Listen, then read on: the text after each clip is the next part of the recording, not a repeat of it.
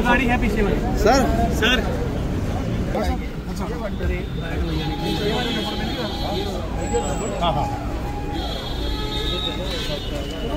कल का दिन ऐतिहासिक दिन है। कल माननीय प्रधानमंत्री श्री नरेंद्र मोदी जी, हमारे तपस्वी यशस्वी प्रधानमंत्री जी, कल जम्मू से श्रीनगर की रेलवे लाइन का कंप्लीट राष्ट्र के प्रति समर्पण करेंगे, इनॉग्रेशन करेंगे। दो बड़े ऐतिहासिक दृष्टि से और इंजीनियरिंग की दृष्टि से बहुत ही बड़े पुल है, चेनाब का पुल और अंजी पुल, उसका भी लोकार्पण करेंगे।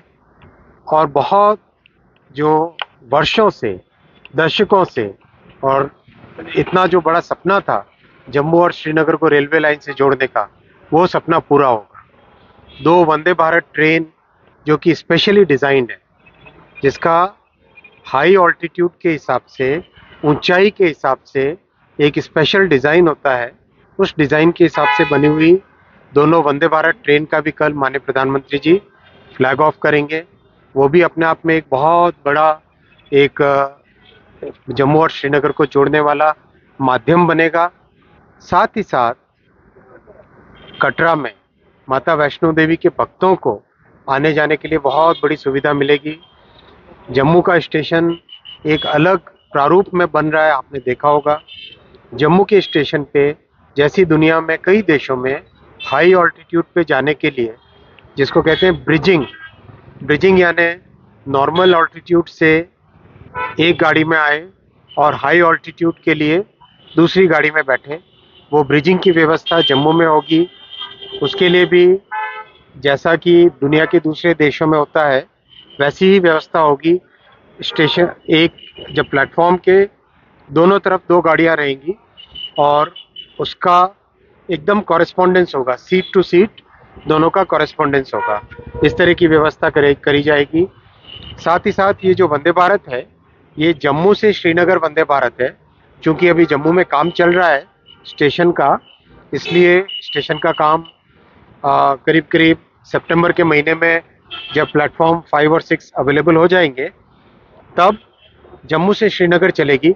अभी कटरा से श्रीनगर चलेगी और उसके बाद में सितंबर के महीने से जम्मू से श्रीनगर चलेगी। चेनाब का ब्रिज एक टेक्निकल, बहुत बड़ा एक टेक्निकल मार्वेल है।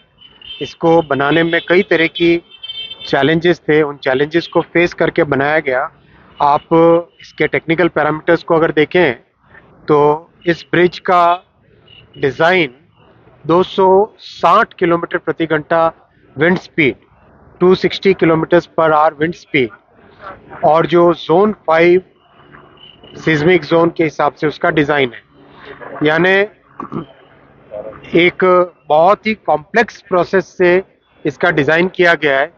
इसकी फाउंडेशन देखो, अगर आप फाउंडेशन फुटबॉल फील्ड के आधे के बराबर है, 30,000 टन स्टील लगा है इसमें।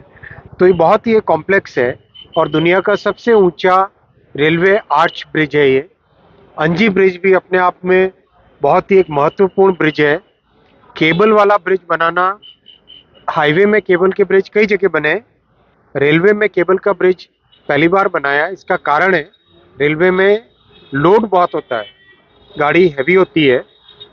ट्रक तो ज़्यादा से ज़्यादा कहो तो 35 टन 40 टन की होती है, लेकिन ट्रेन बहुत हैवी होती है, 4000 टन की भी होती है। इसलिए जनरली केबल वाला ब्रिज रेलवे में नहीं बनाते। यहाँ पर एक स्पेशल डिज़ाइन के साथ बनाया गया है, क्योंकि नीचे पियर्स यानी पिलर बनाने के लिए वहाँ पे जगह नहीं है, इसीलिए केबल स्टे और आर्च ब्रिज बना के एक टेक्नोलॉजी के बहुत ही महत्वपूर्ण बनाए। साथ ही साथ एक और इम्पॉर्टेंट पॉइंट है, जो टनल्स बनी अपने, आप देखो ये कटरा से बनिहाल अगर हम देखें, इस सेक्शन का 111 किलोमीटर है। इस 111 किलोमीटर में से 97 किलोमीटर टनल्स, 111 में से 97 किलोमीटर टनल्स।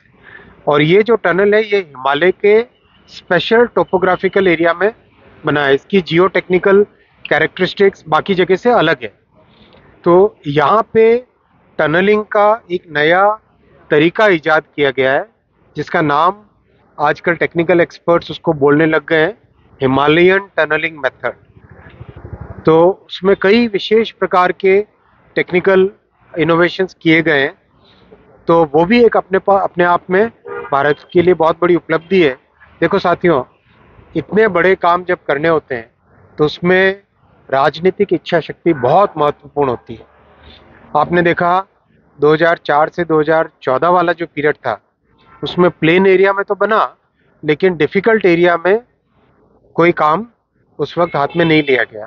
प्रधानमंत्री श्री नरेंद्र मोदी जी ने राजनीतिक इच्छा शक्ति दिखाई, टेक्निकल लोगों को मार्गदर्शन दिया, सपोर्ट किया और दृढ़ इच्छा शक्ति के साथ काम हाथ में लिया, इसीलिए आज ये सपना पूरा हो रहा है। अश्विनी जी, ये दुनिया का पहला ऐसा रेलवे सफर होगा, जैसे आप बता रहे हैं कि कटरा से बनिहाल तक, जो इतना डाइवर्सिफाइड होगा कि आपको टनल और ब्रिजेज इस पर से गुजरना होगा, क्योंकि आपने दुनिया भर में ट्रेन में सफर किया है। कितना अलग अनुभव होगा ये एक यात्री के लिए जो श्रीनगर तक ट्रेन में जाएगा? बहुत सुखद अनुभव होगा, बहुत अच्छा अनुभव होगा। आप टनल के अंदर जाके देखेंगे, मैं इसके बाद में आपको उसका डिटेलिंग दूंगा। टनल के अंदर का जो कंस्ट्रक्शन का मेथड है, उससे जो कंफर्ट रहेगा वो बहुत अच्छा रहेगा, और जम्मू और श्रीनगर प्रैक्टिकली इतने अच्छे तरीके से जुड़ जाएंगे, 3-3.5 घंटे में जम्मू से श्रीनगर पहुंच जाओ आराम से। और जैसे ये ट्रैक सारा स्टेबल होगा, इस रूट में प्रैक्टिसेस सब ठीक होंगी, सेफ्टी सिक्योरिटी के भी बहुत स्टेप्स लिए गए हैं, तो एक बहुत अच्छी व्यवस्था हो जाएगी जो जम्मू और श्रीनगर के निवासियों के लिए एक अच्छी बहुत बड़ी एक व्यवस्था है। बिजनेस के लिए भी अश्विनी जी गेम चेंजर होगा, क्योंकि अभी ट्रक्स पर हम निर्भर थे और ये जो ऑल वेदर कनेक्टिविटी नहीं थी। अभी हाल ही में एक एक्सपेरिमेंट किया गया था, श्रीनगर से जो चेरीज हैं, चेरी का एक पार्सल का कंप्लीट कोच देश के दूसरे हिस्सों तक गया था, उससे एक अच्छा एक अनुभव आया है। तो धीरे धीरे कई तरह की फैसिलिटीज़ अपने जम्मू और श्रीनगर के लिए मिलेंगी। 4 टर्मिनल बनाने का भी प्लान हाथ में लिया हुआ है, जिससे कि वैली में और जम्मू में, कटरा में, उधमपुर में सब जगह लोगों को सामान लाने के लिए भी व्यवस्था बने। वो भी व्यवस्था, उस पर भी काम चल रहा है। साल भर के अंदर, साल 1.5 साल के अंदर अंदर 4 टर्मिनल भी बन जाएंगे, जैसे कि सामान लाने ले जाने में भी लोगों को सुविधा होगी। कितना बड़ा गेम चेंजर मानते हैं सर? मैं मानता हूँ कि लोगों के जीवन में एक अच्छा परिवर्तन आएगा। Thank you. धन्यवाद।